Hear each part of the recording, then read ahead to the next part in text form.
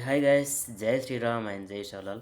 2 days back ఇక్కడ bus ప్రమాదంలో చాలామంది చనిపోయారని తెలిసింది. అందులో మన తెలుగు వాళ్ళు కూడా ఇద్దరున్నారు. ఇది నిజంగా చాలా బాధాకరమైన విషయం. వాళ్ళ ఆత్మకు శాంతి కలగాలని ఆ భగవంతుని మనస్ఫూర్తిగా కోరుకుందాం.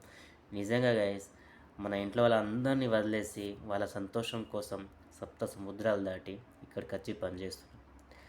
వాళ్ళ సంతోషంలో మన సంతోషం చూసుకుందామని చెప్పేసి రాత్రి పగలు తెలియకుండా పనిచేస్తూ కష్టపడుతూ పనిచేస్తున్నారు చాలామంది ఇక్కడ. కానీ వాళ్ళు అసలు ఊహించలేదు కావచ్చు.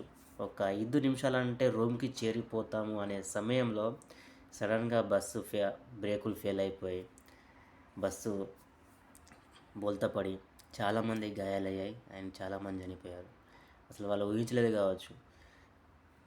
అసలుకి ఈ ఊహించని సంఘటన నిజంగా చాలా బాధాకరం. ఎందుకంటే వాళ్ళ ఫ్యామిలీ వాళ్ళ కోసం 1000 కళతో ఎదురు చూస్తూ ఉంటారు ఇంటికాడ.